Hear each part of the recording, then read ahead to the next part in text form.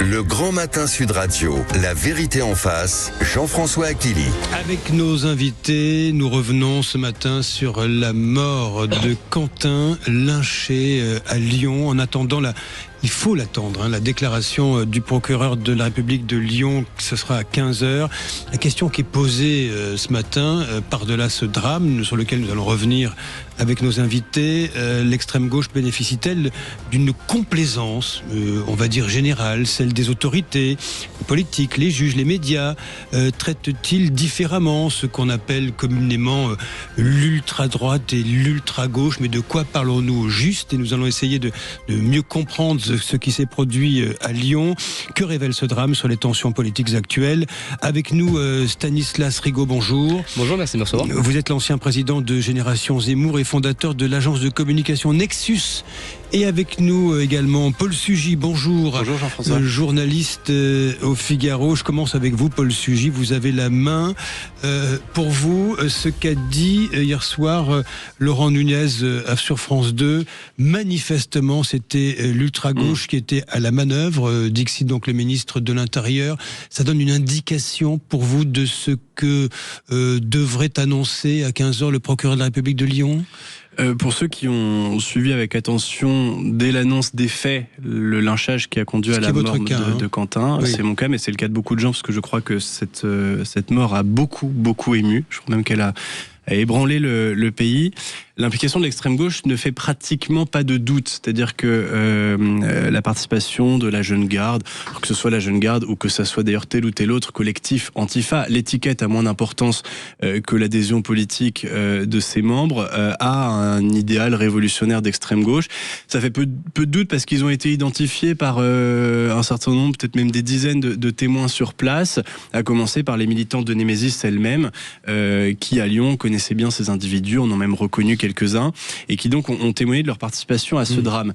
Ce que je note, c'est que, pour certainement des raisons très valables, les autorités sont d'abord montrées prudentes, mais que dimanche soir, Laurent Nunez a fini par concéder ce qu'en réalité nous avions l'impression de savoir depuis plusieurs jours déjà, à savoir que oui, l'extrême gauche est impliquée dans la mort de Quentin. Elle est impliquée parce qu'elle était présente à minima. Elle est certainement impliquée au-delà, mais là, évidemment, ce sera à la justice de dire qui, dans quelle mesure, comment. Tout dans les méthodes auxquelles on a assisté, le fait de poursuivre Quentin et ses camarades, de leur tendre ce qui ressemble à un guet-apens lorsque l'on voit les images notamment diffusées hier soir par TF1 qui montrent vraiment la volonté de leur tendre un piège et d'en découdre et de porter des coups, y compris lorsque les trois personnes que l'on voit sur les images et probablement donc Quentin parmi les trois sont à terre, plus en état de se défendre et que les coups continuent de pleuvoir. Tout nous indique des méthodes que l'on connaît déjà à l'extrême gauche. Il serait extrêmement hypocrite d'attendre la mort de Quentin pour dire que l'extrême gauche peut se montrer violente. On le sait depuis des années. La Jeune Garde en a malheureusement fait déjà par le passé la démonstration. Et Raphaël Arnault, le député de la France Insoumise du Vaucluse et cofondateur de la Jeune Garde, cofondateur lyonnais de la Jeune Garde, est quelqu'un qui, on le rappelle, est non seulement fiché par les services de sécurité du ministère de l'Intérieur pour sa conduite violente, mais par ailleurs aussi déjà condamné. Raphaël Arnault est un repris de justice. Cette Jeune Garde qui a été dissoute officiellement. Qui aurait dû l'être, mais c'était en cours. Oui, c'est en cours. C'est en cours. Stanislas Rigaud, j'imagine que vous vous inscrivez dans ce que vient de dire Paul Sugy. Il faut préciser que la France Insoumise nie toute implication avec cette histoire. Qu'est-ce que vous comprenez de cette prise de position de Jean-Luc Mélenchon, Manuel Bompard et tous les autres? Alors, non seulement il nie toute implication, c'est vrai. Pour autant, si les informations qui sont en train d'émerger sont exactes, à minima, un collaborateur parlementaire de Raphaël Arnault, donc un collaborateur de la France Insoumise, serait impliqué. Donc, dans ce cas-là très précis, ça me semble assez délicat de nier toute implication. Ça, c'est le premier élément. Le deuxième élément, vous l'avez dit, la Jeune Garde devait être dissoute. Pour autant, il y a encore quelques jours, le 11 février, le groupe de la France Insoumise à l'Assemblée nationale publié un communiqué de soutien à l'égard de la Jeune Garde. Les images de Jean-Luc Mélenchon avec Raphaël Arnault, avec les militants de la Jeune Garde ultra-violents, ne font plus aucun mystère. Elles sont diffusées sur les réseaux sociaux, tout le monde le sait. Ça, c'est le premier élément. Ensuite, Ce qui est certain, c'est que l'extrême gauche aujourd'hui dans ce pays, on peut le dire, l'extrême gauche tue. Et je crois que c'est ce que a dit Gérald Darmanin, le garde des Sceaux, auparavant, avant Laurent Nunez, à la mi-journée. Je le cite, Gérald Darmanin, c'est l'ultra-gauche qui manifestement a tué. Vous dites, vous, Stanislas Rigaud, qu'elle tue carrément. Alors, ce qui est certain, et encore une fois, on verra dans le détail, sont-ils adhérents à la Jeune Garde, sont-ils membres de la France Insoumise? L'enquête le démontrera. Aujourd'hui, simplement, et je crois sans prendre de grands risques, on peut le dire. Et la défense d'ailleurs calamiteuse de Jean-Luc Mélenchon, qui n'a pas un mot pour Quentin dans sa première réaction, qui parle simplement d'un drame, alors qu'un garçon a été lynché au sol à 15 contre 3. C'est les images que TF1 a révélées ce week-end.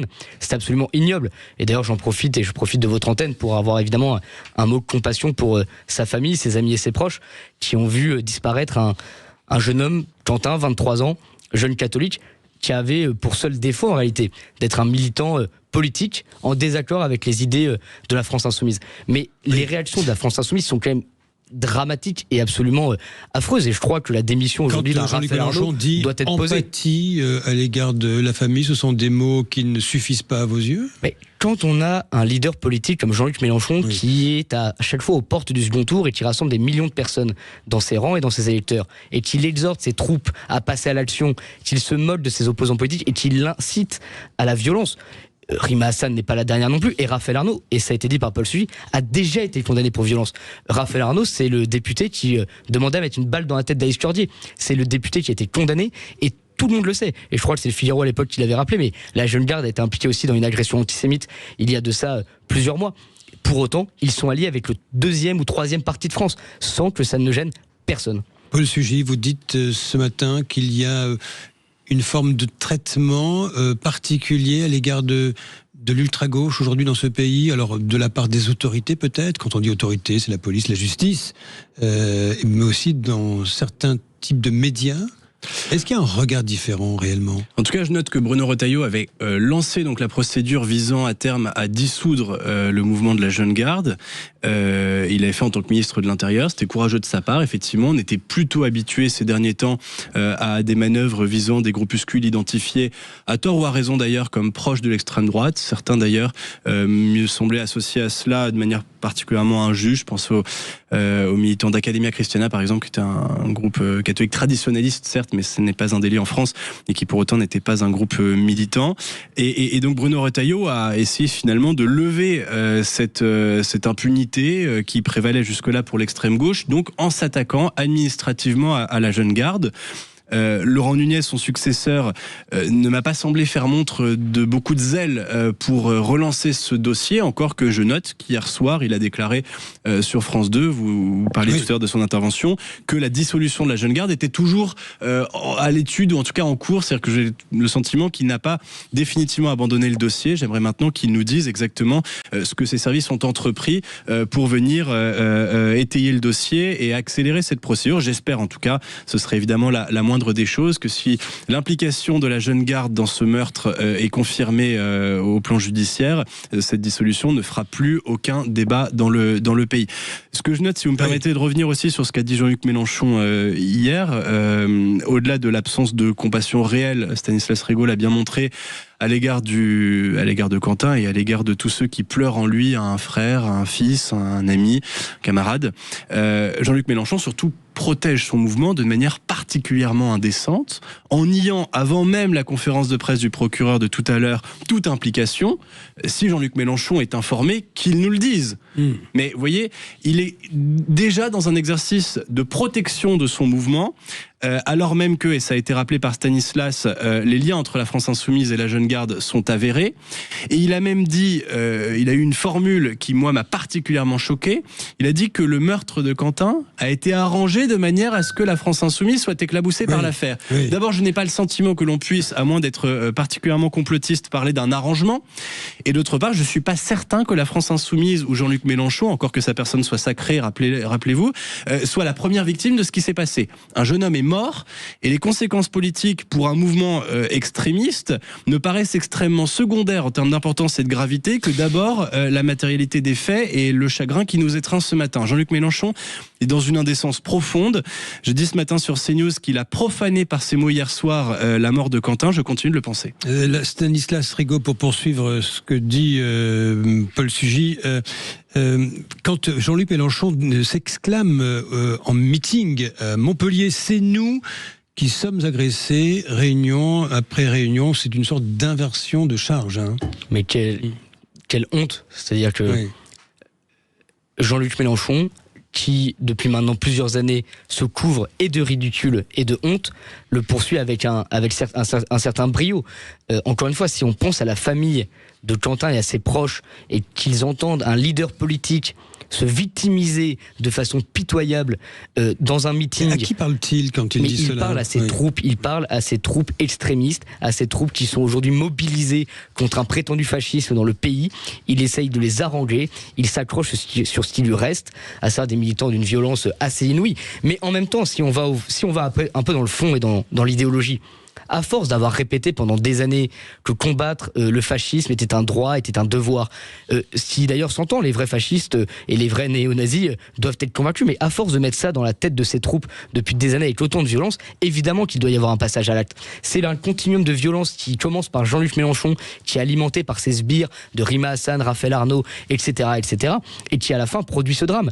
Mais je crois aujourd'hui qu'il faut disqualifier une bonne fois pour toutes ce mouvement qu'est la France Insoumise, une bonne fois pour toutes. Qu'est-ce que vous appelez disqualifier ? C'est un mouvement dont les députés ont été élus, on va dire, à la régulière. Oui, mais il faut, évidemment, par la régulière, par des électeurs, mais notamment, et c'est intéressant ce que vous dites, à la régulière, mais avec une partie de la classe politique, je pense à Gabriel Attal, je pense à Édouard Philippe, qui ont su s'allier avec eux.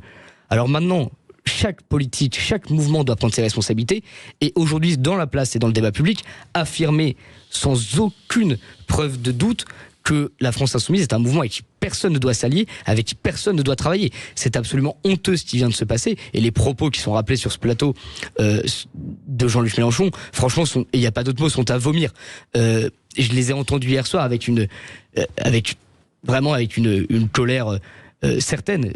Comment un leader politique peut-il tenir des propos de la sorte ? Honnêtement, c'est à vomir. Et je crois que la défense de la France Insoumise les accable plus qu'autre chose. Et que s'il n'avait pas d'implication là-dedans, on attend que Jacques-Élie Farveau se montre médiatiquement et explique pourquoi il n'a aucun lien avec ce terrible assassinat.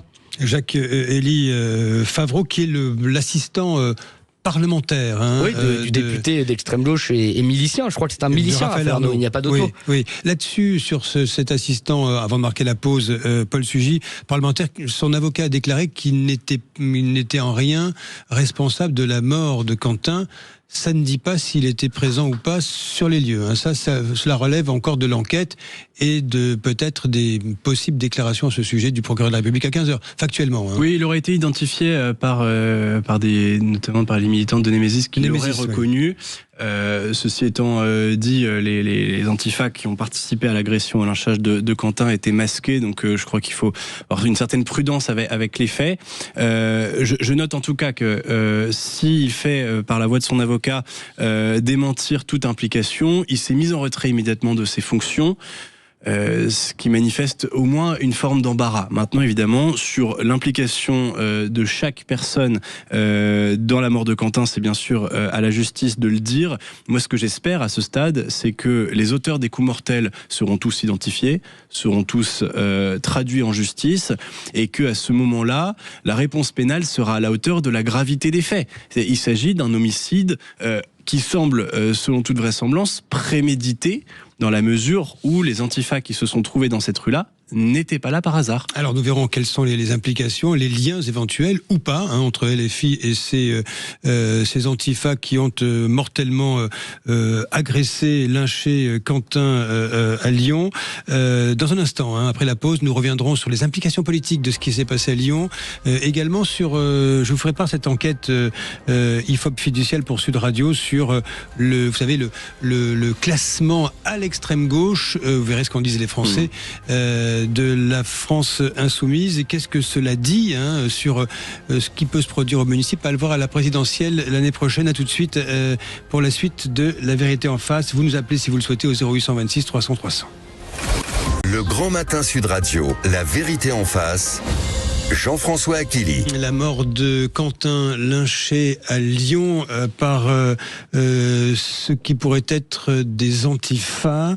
Pour en parler ce matin, Stanislas Rigaud, ancien président de Génération Zemmour, fondateur de l'agence de communication Nexus, et Paul Sugy, journaliste au Figaro. Stanislas Rigaud, il y a la présence de Rima Hassan, l'eurodéputée de la France Insoumise, dont nous connaissons l'engagement contre Israël. Elle nazifie Israël, disent même ses détracteurs.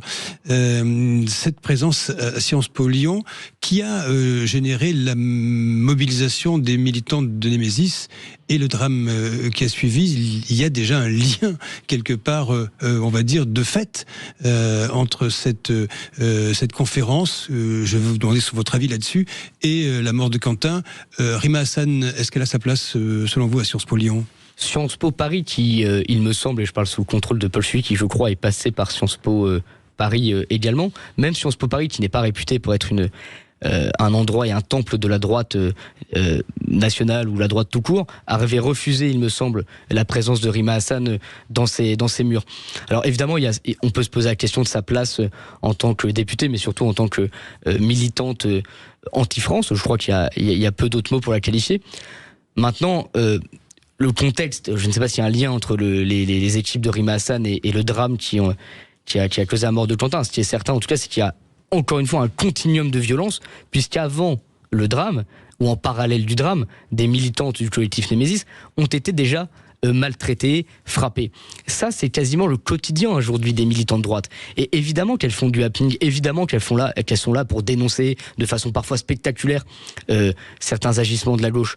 Mais à la fin des fins, ces violences à l'égard de ces militantes ou d'ailleurs de journalistes, je pense aux médias Frontières, qui sont régulièrement molestés, attaqués, invectivés, c'est quasi quotidien aujourd'hui. Et dès lors que l'on veut s'approcher d'un meeting, d'une réunion publique et dénoncer des agissements, il y a des condamnations. Pour avoir été, vous l'avez dit, auprès d'Éric Zemmour pendant quelques années maintenant, à chaque meeting, à chaque rassemblement, d'ailleurs il en est de même pour Jordan Bardella ou Marine Le Pen, à chaque rassemblement de ces personnalités politiques, il y a des militants cagoulés d'extrême gauche qui attaquent. À Brest, il y a maintenant 3 ans, il y a eu des vitrines brisées, des militants molestés au sol, sans que personne ne s'indigne de la sorte. Alors quand Jean-Luc Mélenchon vient pleurer en disant qu'ils sont attaqués par son ami du faux sang sur les permanences de la France Insoumise, pardon, ça me fait rigoler. Paul Sugy, vous diriez que l'extrême gauche bénéficie d'une forme de complaisance. C'était ma question initiale, de la part notamment quand on dit des autorités, c'est-à-dire, on va dire de la justice, de la police, peut-être, je ne sais pas, ou des médias. À Sciences Po, je pense que le terme de complaisance est faible. À Sciences Po, on déroule le tapis rouge pour accueillir la France Insoumise et Rima Hassan en particulier. Qui a été chaudement applaudie. Parce qu'elle était en réalité non pas en conférence devant des étudiants, mais en meeting devant des partisans. Que ces partisans soient par ailleurs étudiants de l'IEP n'y change rien. Rima Hassan a lancé une tournée politique dans les IEP notamment. Elle sera à l'IEP de Grenoble le 13, à l'IEP de Strasbourg le 14, à celui de Lyon le 15. C'est une rockstar. Elle arrive dans les IEP de province où manifestement elle est mieux accueillie qu'à Paris où on n'a pas voulu d'elle, comme une rockstar. Et c'est une tournée politique et il s'agit bien de ça. Sciences Po Lyon, en offrant ses locaux à Rima Hassan pour qu'elle y fasse de la propagande politique, eh bien lui permet à peu de frais en réalité de développer un message politique. L'équivalent, ça serait si Jordan Bardella donnait des conférences dans des IEP, dans des universités. Je ne sache pas que ça soit le cas. Vous estimez que les IEP n'ont pas un institut d'études politiques quand même à inviter de telles personnalités de tous bords? Pas dans ce cadre et pas de cette manière. Quand j'étais à Sciences Po Paris, on recevait des personnalités politiques. Je me souviens notamment de Jean-Luc Mélenchon qui à l'époque déjà était interrogé par Benjamin Duhamel, qui était à l'époque en charge de la chaîne TV, ça devait s'appeler Sciences Po TV. C'était des invitations. D'abord, ça excitait beaucoup les étudiants qui étaient tous très contents d'avoir des people politiques qui venaient. C'était des invitations où les politiques se faisaient souvent chahuter, même moquer. Et je me souviens d'ailleurs à l'époque que Benjamin Duhamel s'en était pris une par Jean-Luc Mélenchon, verbalement évidemment, qui avait dit mais comment est-ce que vous pouvez m'accueillir comme ça, je sais pas quoi, parce qu'il avait ironisé en l'introduisant sur sa carrière politique. Oui. Et si vous voulez, c'était non pas une conférence, mais pratiquement un grand... D'ailleurs, ça s'appelait le grand oral, je crois, de Sciences Po, où les étudiants venaient confronter un certain nombre de personnalités politiques à leurs idées. Mais c'est pas du tout la même chose que de recevoir une personnalité politique sans contradiction, sans interrogatoire, uniquement pour développer un message politique, exactement de la même façon que lorsque l'on tient une réunion publique ou un meeting. Vous voyez ? Et par ailleurs, lorsque Sciences Po Paris se prêtait à l'exercice, des personnalités de tous bords pouvaient y être conviées. Là, je note que Rima Hassan intervient dans un cadre très différent, qui est réellement en réalité celui d'un meeting, et que si l'on veut défendre, et c'est mon cas, une liberté d'expression absolue, notamment dans un cadre universitaire ou dans l'enseignement supérieur, il faut prendre bien garde à faire la dissociation entre ce qui est de l'ordre d'une confrontation d'idées, où l'on s'exprime en tant qu'analyste, en tant qu'intellectuel, et ce qui est de l'ordre de l'expression publique de propos politiques devant un parterre de militants, et ça n'a évidemment pas sa place dans l'enseignement supérieur, dans les IEP ou ailleurs, au nom précisément de la neutralité des facultés, des établissements d'enseignement supérieur. Il faut faire la distinction.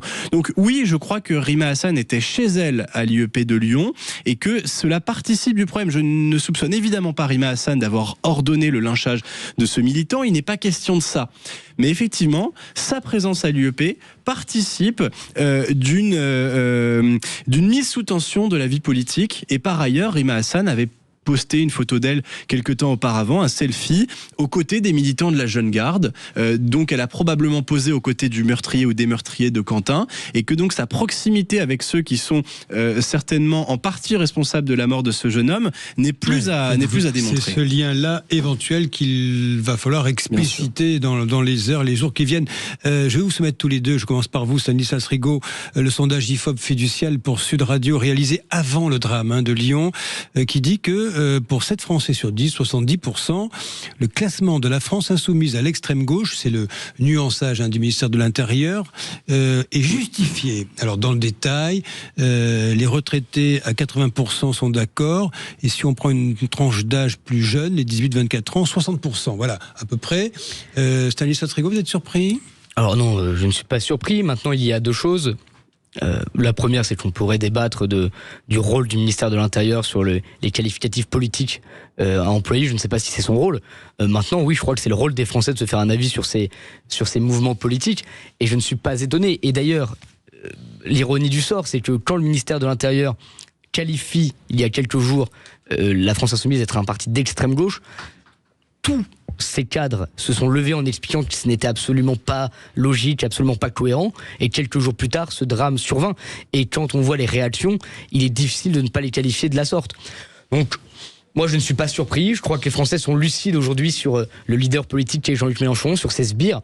Et j'espère que dans les urnes, j'espère que médiatiquement, les conséquences seront très fortes, et notamment à l'approche des municipales. J'espère que la gauche dite républicaine, qui a d'ailleurs réagi à ce drame, saura prendre les bonnes décisions à ce moment précis. Paul Sugy, un classement à l'extrême gauche, officiel, un nuançage de la part du ministère de l'Intérieur de la France Insoumise.